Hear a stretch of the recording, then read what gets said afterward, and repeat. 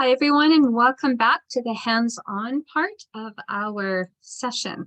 So you had a chance to find out a little bit about where you might get the Cuisenaire rods if you don't already have them, or if you have them in the school, then maybe what you're looking for. But what we're going to do is start from the beginning. We're going to unpack them so that you feel comfortable, you know how to identify them, and then you better to adjust what it is that you would want to use them for in classroom. All right, so I'm just going to bring some up. If you have them, it would be great if you have them in front of you. And you can just do everything with me rather than just watch along. And then the advantage you have of having the recording is that you're also able to just stop the recording at any time and just get caught up with me. Okay, so let's have a look at what am I going to start? They've never seen this before. We're going to have to assume that we're starting at the same place that a kindergarten student would, and that's true, whether they're high school kids or elementary. So normally what I do is just ask them to pour everything onto the floor or on the top of their desk and just sort them. That's all I want them to do. So I'm going to pull some of mine to the side here. And by sorting them, I'm really asking you, can you go find one of every color? And no, I'm not telling them how many there are. I just want them to find out. So if this is kindergarten, remember they are going to be just learning their colors. Maybe they know some of their colors. Maybe they know all of their colors. We want to just kind of work from there. And when they get one of each color, we want them to organize it any way they want. And I'm kind of organizing mine already the way I would like, but they will vary. I can tell you that. They will have them from everything from stacked, like I have them laying on my paper right now, to standing up, to making spirals, to you name it, they'll try it. And that's good because there is no right way. All we wanted them to do is pick one of every color and go from there. So while we're getting them to do that, we want to give them time. A couple of other things that are going to come to light would be that we also can recognize that if these are rather new to them, and again, it doesn't matter what age it is, they're going to need give me some play time here so that I'm clear that I can just know that there's different sizes. I can see there's different colors. So, you know, we can even have the conversation to start with if it's the younger children, like what colors do we see? We see orange and blue and brown. And on the color note, I just want to point out to you that what I have in front of me, the orange is being the largest, is what they call the standard or the traditional colors. And that's what most, not everything, but most of the resources that you'll find available are all on the standard colors. There are new ones being made now. They've got pinks and purples and all different kinds of shades like aquas and whatever. Very nice. But then you do have to take some time to make some parallels between what is the largest orange in that set. In other words, which is going to be the largest rod in yours. So it does take a little bit of planning if you're going to use traditional books, but the newer rods. There's also two different kinds of rods. There's wooden rods and plastic rods. One is not better than the other, but I do find that the wooden rods are more consistent. They're sturdy, and they're also, when you weigh them out in a balance scale, they are weighed out. They will balance. If I take a 2 and a 3 and add it and put a 5 on the other side, they will balance out. Not always with the plastic ones. So this is something that you might want to take into account. You can buy both and they both work the same. It doesn't really matter. There's also a magnetic set that I mentioned in the overview, and the magnetic set is in my view a must. You kind of need that up there so that when you're doing activities with them, especially if you're going to introduce games and those types of things, having those is an absolute savior for you. So if you can find the budget to get the extra one magnetic set for the whiteboard, that's a great thing to have. Okay, so when I say that they need to play a little bit, I'm really talking about letting them just grab whatever was in their bag that's on their table. You kind of want to just let them build a tower. You might want to say, can you make me a picture? You can have pictures that are already made. I'm going to show you one that's done by Carol Fullerton. She's kind of the group that, or the person that I follow the most, and I really do like her work. But this is an example, and I'm not saying that this is what you have to do, but sometimes just saying to them, can you build me a robot? Can you build me a tree or whatever, or let them pick. And then they can use their rods and they can make whatever picture they want.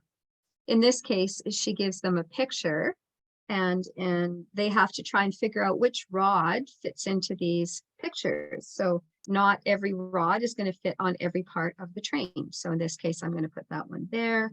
And if I'm not sure, then they're going to just try it out. They say, oh, I want to put, oh, that's too big. Okay, it could maybe there, maybe I can add something to it. So that's how they just learn to play. And they love filling these in. They want to fill in anything that's in green. So they're going to fill those ones in. So they just have fun with this. She's got a number of different patterns, but there are lots of patterns on the internet that you can download as well. And they're basically just sort of done on grid paper. Okay, so let's say that they've been doing some playing and now we want to sort of get down to doing some math talk with them as well. So I could take any two rods. I could even tell them which ones to grab. I could say, grab an orange one and a dark green one, and just ask them, what do you see? What do you notice? So that one is longer than the other, one is taller, or one is shorter. One is a darker color, one is that one is orange, one is green. So what are all the differences in them? When I look at them on the ends, they kind of look like they're the same, and they're all 1 centimeter. So we can have that conversation with them too, where I can see that the ends fit together. So it's just having a conversation. And then I might even want to say to them, could you find me one that's shorter than the green one?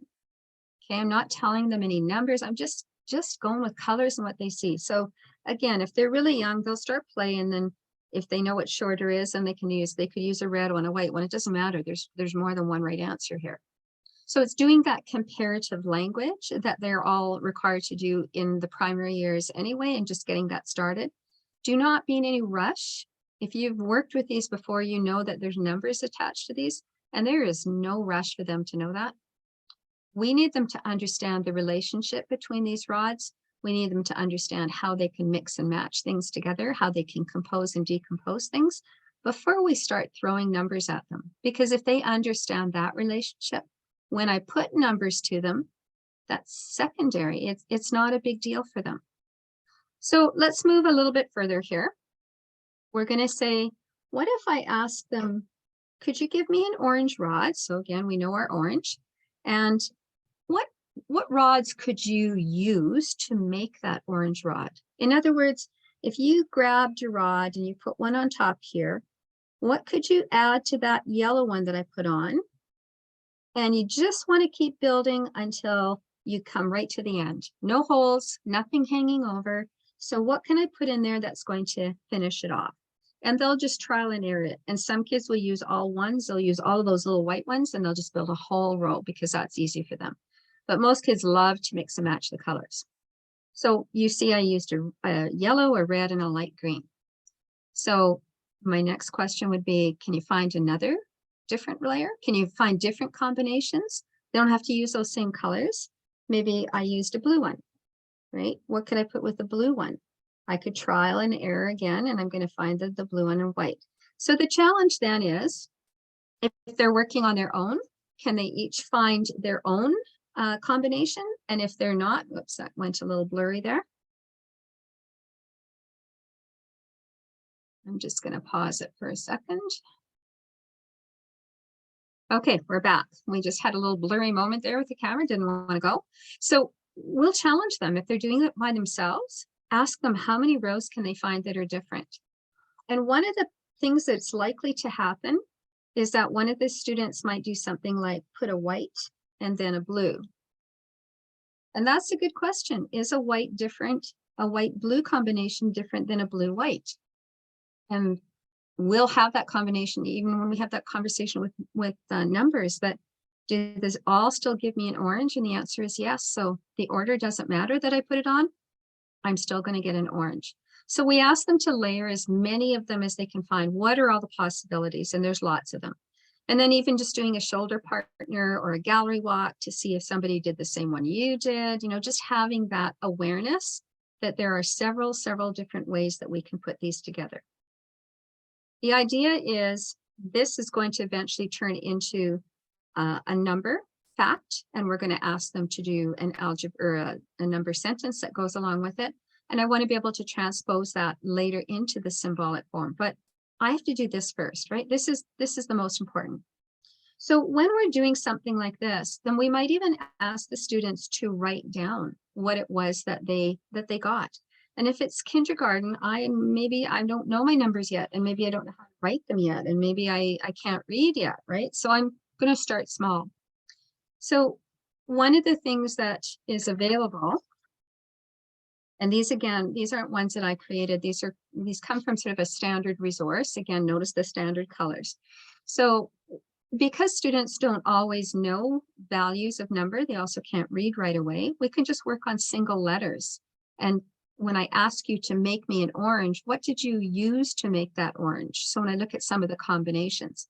So I'll just tell you why they're written the way they are. And again, some teachers have come up with their own, and that's fine. There's no reason you can't. Just again, if you're going to use a resource of some kind, these are referenced in quite a few of the resources. So don't feel that, be aware that you may have to make some changes then if you're going to use some of their resources, like some of their activities. So the W is for white, the R for red, the G, the light green, purple, yellow. But now notice we have two greens. So this is D for dark green. That's kind of how that went. There's three Bs actually, the black, brown, and blue. So this one is black ending in K, brown ending in brown, and blue ending in E. So they didn't go necessarily with the lead numbers or letters, they went with the follow-up. And then you don't see it's just off the screen here, always for orange. So I might say to a student, can you show me a green? A light green. Let's just do a light green. So there's my light green. Okay, I'm getting some glare there. So when I say, can you build me a light green? Can you show me what row you might put on there? I might go a red and a white. And then you're going to have some student who's right away going to go a white and a red. So let's put it up there right now. And then of course, the other option would be, I could go a white and a white and a white. So I start building my little stack here, my wall. And I see the different ways that I can do this green. So if they're ready, and at that point, and you can always revisit this over and over, because building this kind would be something you would revisit, especially in the younger years. I could say to them, what do you have here? I have a green, okay? I have a small G. What do I have here? I have an R and a W. Now, most students eventually will write it with a plus sign. They're going to go R plus W gave me the green. The W and the R, or W plus R. So you're not going to go plus right away. You're not going to do addition. So just writing the letters is enough, and that's good practice for lowercase. And what about this one? I had a W, I had a W, and I had a W, right? So they're just learning the letters, but this is a way for them to also integrate, what am I seeing? How did I compose it? So you are doing a part whole is really what you're asking them. What parts did you put together to create the whole that I asked you to create? So there's a number of ways, and eventually, of course, these are going to turn into numbers. So whatever R represents and whatever W represents, those will become numbers. So we're progressing towards getting to that number sentence. So again, I just had mentioned part whole. I'm still working on just the colors. I'm not doing anything else. I might say, I'm going to give you, oh, let's do this. We'll go in reverse. I'm going to give you a yellow, and I'm going to give you a red. So these are the two parts I'm going to give you. And if you were to slide those two together, what would your whole become? So this is their challenge now. So they've been doing a little bit of building already. Now we can start getting into some of this thinking. I gave you a yellow and I gave you a red. Can you tell me, when you put those together, what rod will we have built? So they will put it together. And if they're not sure, they're going to start trying things out, right? They're going to go, oh no, that's way too small. Nope, that's too big. Still too big. Oh, this one fits. Okay, so the whole is this. And we want to do all kinds of combinations. And I don't always show them on the whiteboard which one I'm going to do. I often at some point, I just call them out. I'll just say, can you show me a yellow? Can you show me a light green? Put them on your parts and now tell me what the whole is, right? And it's just going that quickly. And they're fun. They just find it, oh, okay, I'm going to put that down. So for them, it's a little bit of a game, a little bit of a challenge. You're not going to do hundreds of those, but you want to make sure that they're confident and do that. So then at some point we might want to say, okay, let's leave those two there.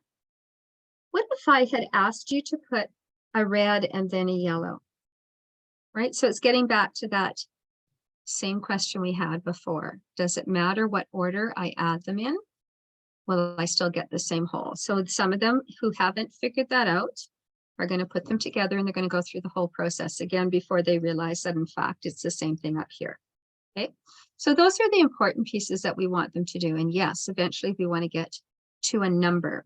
We want to get to those parts, right? So that part whole. Now the question is, well, how big are these? And again, I'm not big on telling students answers. I'm big on helping them find them. So I suggest that we move to something where they can do some counting. And if they're at that point where they can do counting, then of course that's where the time that we're going to be bringing it in. So in this case, I've just used 1 centimeter grid paper. And let's say I want to ask them, your longest one was an orange. Can you put it on your grid paper so that it fits right on top? So you can see that I've got it aligned right now within the grid. Now here's a little tip and things to be aware of with the grid paper and Cuisenaire rods. This one right now, I just printed it off on the printer. It's a perfect match. It's 1 centimeter grid paper, and that's what you want because each of the rods are 1 centimeter they're 1 centimeter squares. So that makes it really easy for us when we want to do things on a number line and grid paper like this. But occasionally, what we have found is when you take this printed paper that I just took off of the printer, and you want to make 30 copies because you've got 30 students, when you run it through the photocopier for whatever reason, and this is not consistent from school to school or brand to brand, sometimes even though your photocopier says 100% photocopy, it actually just changes it like by 0.001%, but it's enough that when it comes out of the machine, it looks like this. They sit halfway into the next one. They're not a perfect match. So they start at the right orange, but they come halfway into another one. I have no explanation to it other than it's just certain machines that will do that. So before you run into that nightmare, because that is a lot of questions to answer, just do one, print it off. If it prints right from a printer, there's never a distortion. Don't know why that's happening too. But run one sheet through your photocopier and find out if you're in one of those schools that has a photocopier that will do that, just so that you're aware of it. And if you are, then I would run off 30 of them off the printer and laminate them. And then you know the laminated ones are the good ones, and they can write on them then. Okay, so we have it on there. Now I'm asking you, how long is it? And it's very easy for us to go in and just start counting. So we find that the orange is a 10. And now we can ask them, can you tell me what all the other ones are? So they can put the 9 in. And we can see that this blue is just one corner shy, right? 10 minus 1. And then we go to the next one and next one and next one. So we want them to learn what these are.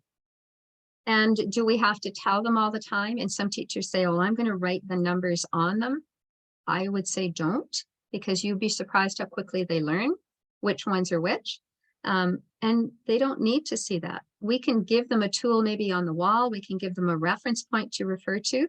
But if you write them on there, then the next time you use them with another grade and you're trying just to get them to understand about the relationship of the different sizes, the colors have meaning. The meaning of the color is that it's a different value. That's what they're going to unpack. That's all gone by just putting the number on top. And that's why I pointed that out in the overview session as well, to be careful which ones you use first, because if you want the students to really take some ownership on what that's going to look like, then we want to see how that's going to be. So again, I can even have a part whole sheet that I showed you that is on a grid paper, or I can just use a sheet of grid paper and say, you know, I'm going to give you 2.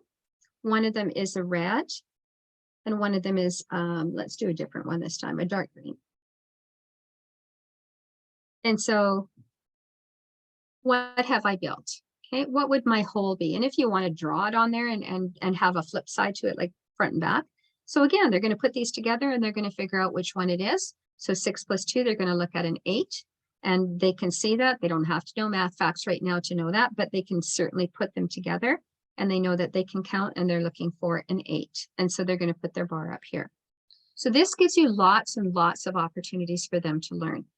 In the end, there is a sheet. Again, you can get these off on the internet, but we could post something like this onto the wall, which just says, if you need a quick reminder, look up, but you will be very surprised how quickly kindergarten students learn that orange is 10. They don't have a concept necessarily of quantity of 10, but they know what it is. So in grade 1's, same thing. They learn very quickly, especially if you're using them as counters, if you're using them as a manipulative to learn how to count, then that makes it really easy for them. Okay, so you could have that up on the wall. Okay, so now what we're going to do is we're going to shift from being on a piece of paper. We're going to shift to the Decitrack, which is something that has been intriguing lots of people if you haven't seen them before. So it looks just like a ruler. Okay, that's exactly what it is. Only that it has this track in the middle. So if I didn't want to use grid paper, or I want to use both, right? I might say to them, how long was an orange? So let's say we did the grid paper. How long was an orange? 10. How could you show me another way that it's actually 10? So on a Decitrack, because it's centimeters, it's designed for the rods, I could put an orange one on here and I can see that it ends in 10. So I'm sure your wheels are thinking already, oh, I can see the potential of this already. So I'm just going to jump to a teen number. If I said, could you show me what 14 looks like? But I'd like you to use the least amount of rods possible. So be efficient. That's what I use. I use the word efficient. I need to find something that is going to give me the value of a 4. And I know that I have a rod that's a 4. So a 14 is a combination of a 10 plus a number. So this is my 14. I can see it. So I can ask students to show me numbers. I could say, could you show me 11? And that's all I say, just show me 11. Okay, so they could say, okay, I'm going to show you 11. I'm going to do this. I'm going to do this. I know where 11 is. I'm keeping my eye on it. I'm going to do this. I'm going to put a 1 in there. I'm going to put a light green one in there. And oh, I'm stuck. I have to stop. It's 11. And that's all correct. And if you wanted them to write a number sentence, because they're at that point, they could do 5 plus 2 plus 1 plus 3. So now they're seeing 11 like this. But if everybody was doing this in groups or in pairs, then we could walk around and see how everybody else got 11, because the chances of everybody coming up with exactly the same thing are not likely. Now, I could say to them the same thing. Could you be efficient? How could you show me 11 without using a whole bunch of the rods? What's the least number of rods that you could use to show me 11? So again, I can push them off. I have to know something about that orange one, which is a 10. And I know that 10 plus 1 is 11. So the least number that I can show you would be this. Okay, so there's all different possibilities for us to use this. I can ask them, build me a number for 18.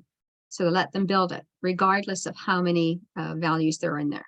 So I can ask that kind of question. I can do that kind of work with them, and I can just have them shift. And if they're a student who's in a younger grade, but they're well beyond 20, well, then give them something well beyond 20. So the Decitrack goes into, it's in 2 different parts. And the first part goes to 50. I'll just get that in your screen. And then there's a natural break in here, and that's purposeful, because then we can also use even the second half for some high flyers. And I unpack that a little bit more. We get into some of the other grades. But then I have 51 to 100 at the end. So this just keeps going. So I've already got the potential of working up to 100, and that's excellent. Those are the kinds of things we want to do. Okay, I'm going to go back to some of our beginning conversations. I'm going to leave my track out here. I'm just going to move it up a little bit. So when I was working with, let's say, the orange, and I said to you, kind of show me what an orange is, anything that you wanted to do. So some of you might have gone with that light green, and then you put something else on there and whatever.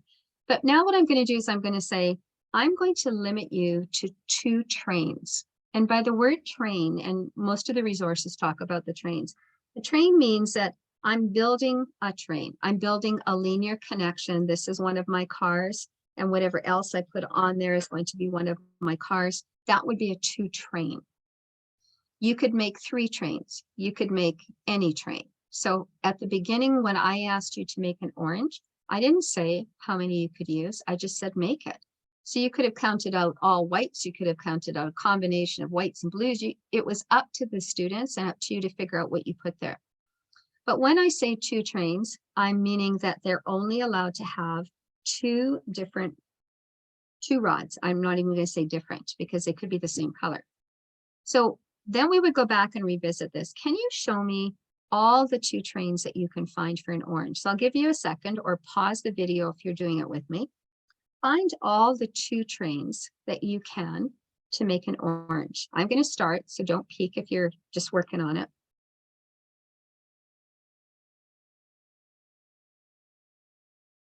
And I'm not going to make every one of them, but I'm just going to make a significant start.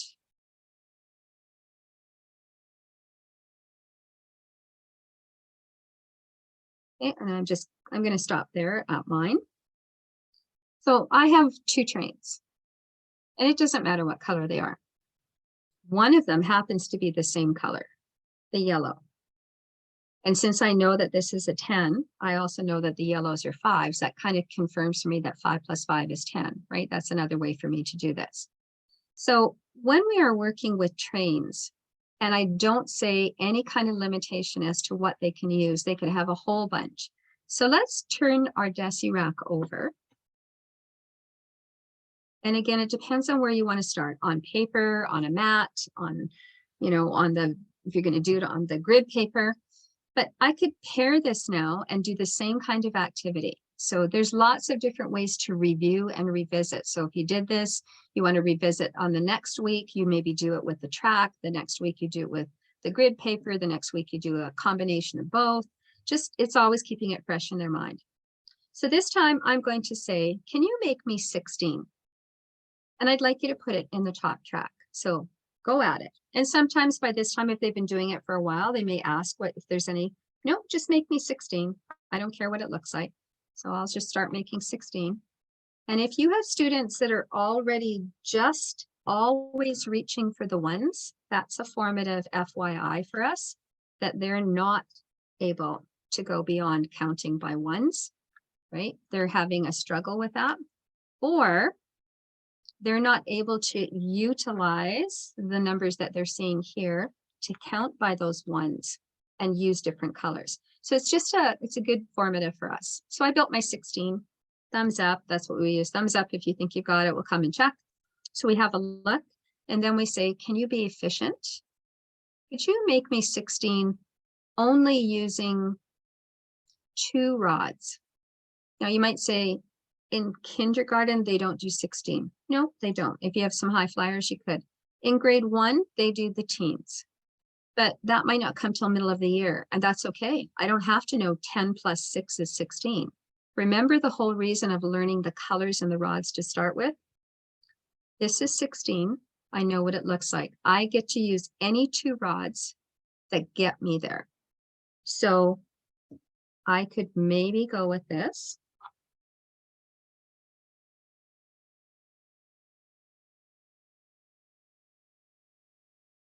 Oops, I grabbed the wrong one there.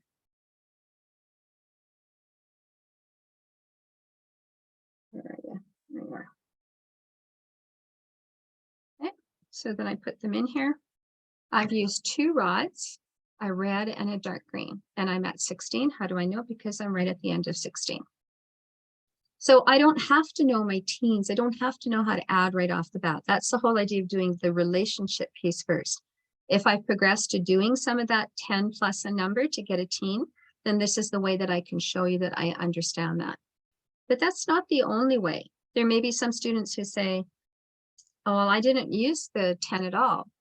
And I'll do it on the outside.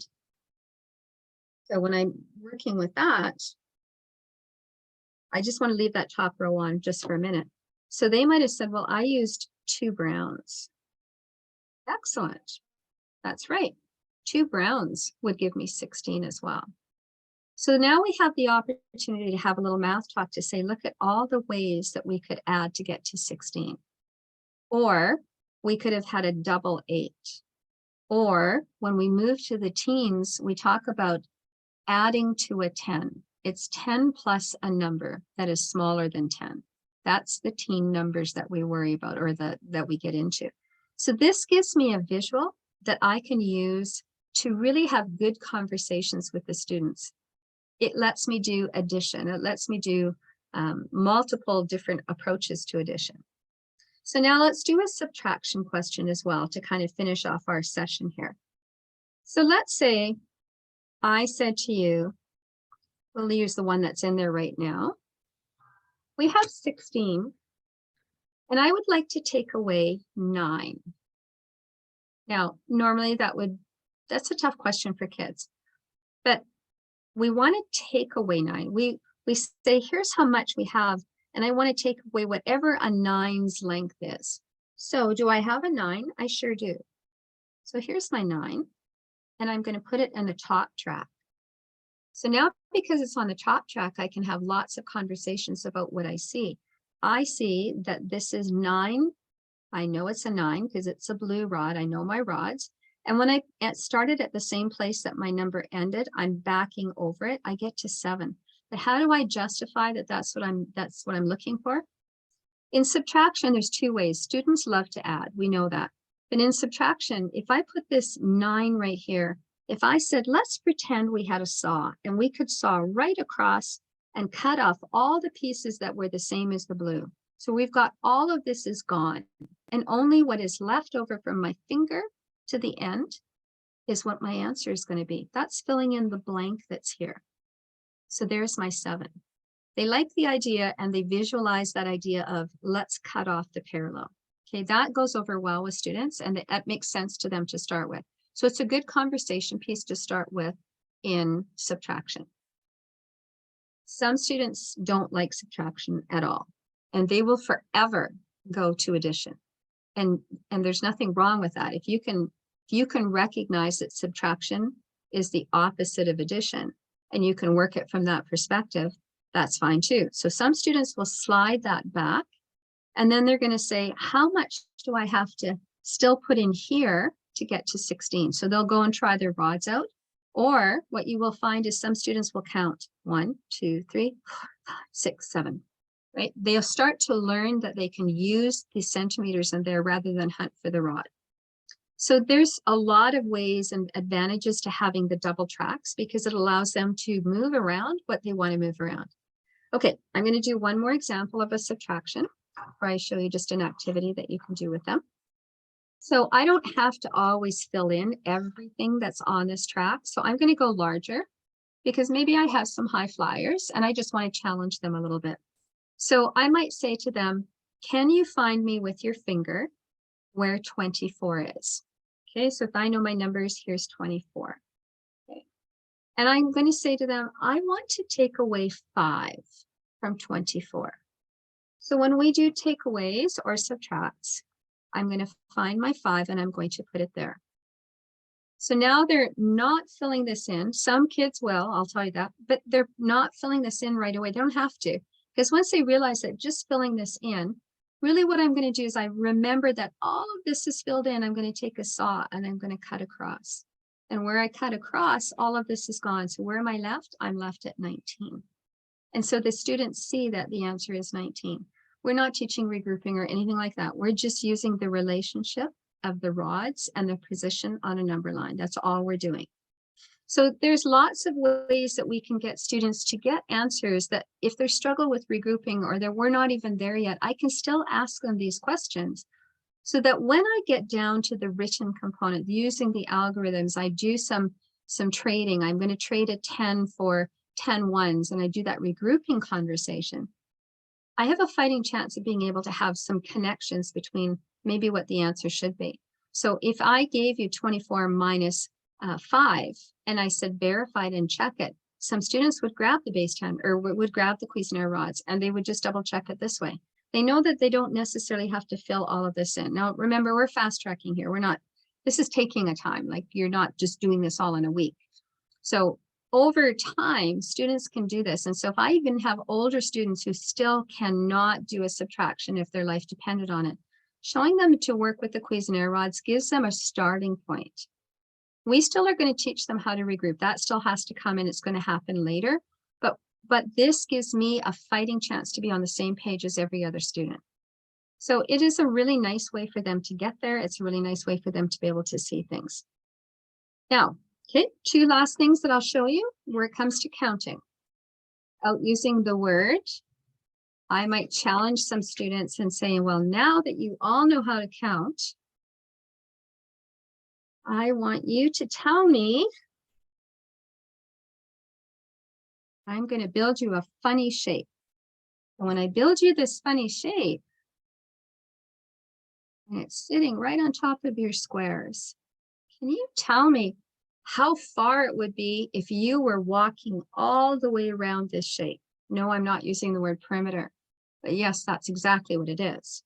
So we're getting to the point that when we start having some of those conversations, we know these rods well enough, we might say, and if we're at the word perimeter, what is the perimeter of this? Some of your students will quickly say it's 10 plus 5, it's 17. And we'd say, and what do those numbers represent? Those are the lengths of the rods. Correct. So when you're running, if you're the runner and you started here, are you running around a rod? No. Are you running around, even if it was a rod? What would happen if you ran around that rod? You'd be running how many this way? 10. Yeah. Oh, what happens when you hang the corner? Oh, right. Yeah, it's a little deeper thinking. So if they know how to count, just straight count. This is a fun game for them. How far did you run? And then we've done this where we just build random shapes or we ask them to take 3 blocks of their choice, whatever blocks they want. And only one of them can be, let's say, the long one, orange and blue and green or whatever. Build your shape. Who ran the furthest, right? So now let's just count 1, 2, 4, 5. So they just count how many ran the furthest. They have to go around the corner and they have to count each one of those. So then they learn that it isn't the length of the rod necessarily that's going to be the number that's in their calculation. So it's just a run. We go for a run. That's what we do. And sometimes the kids will say, hey, we have some time. Can we go for a run? And we'd say, okay, let's build a run. You want to build it or do you want us to build it? And then they'll build it, right? Or they build it for each other. They say, can we make it for somebody else? So then we say, yep, you have to use this and anything else you want after that is your third one that you can pick. So it's a fun way for them to do it, but they're counting and they're doing it in a fun way. The other way that you can engage them, have something like this, and I'll lay it over top. This is a concept wheel. I just downloaded this from the internet. It has a writing component on the side where I can have them write, but right now that's not what I'm too concerned about. What we would do here, again, they think it's a fun game, but it's a great way for us to find out what they know and what they don't know. So if I'm just starting with very younger grades and they have never done this before, I would just do a dice and I'd roll the dice. And depending on what you roll, that's what they have to show you in each of these blanks. Can you show me 3? Yep, I can show you 3. A red and a white. And some of them will say, I'm going to place it like this, a white and a red. So those aren't, or sorry, other way around. Those aren't the same. They think they're different, but okay, that's a combination. Is there anything else you want to show me? Yep, you could do that. Anything else that you can do? So their idea is, and they're going to put 3 whites down here. They won't always be able to fill these all depending on what number is rolled. And in some cases, they would have too many to fill. So one of the things is once they get going, we say, do we know now that it doesn't matter whether I put the white and the red down or if I put the red and the white down, it's really the same things. And they say, yeah. Okay. So then we say, all right, so we won't do that again. So we only use those combinations once. So if they have the number 6, for example, now I'm going to show you 6 and they can do it through an addition or they can even do it through subtraction if they've done that, right? They could show you a number, so they could go 9, take away 3 is 6. So that would be another way for them to come up with these answers. So it depends on where they're at in the process with you. If you've just done basic addition, you're just doing basic showing of numbers, then they're going to start very simple. But this game becomes quite complex quickly. And we'll do it again. You'll see it again in other ones that we do. But you could add this, you can do multiplication with these. There's no limit as to where we can go with this. So lots of possibilities for them. I hope that helps answer a few questions about where you can get started. When we go into part 2, we're going to talk about multiplication and division and multiples and factors and how do I bring that all together just using Cuisenaire rods. So thanks again, everyone, and maybe we'll see you in session 2.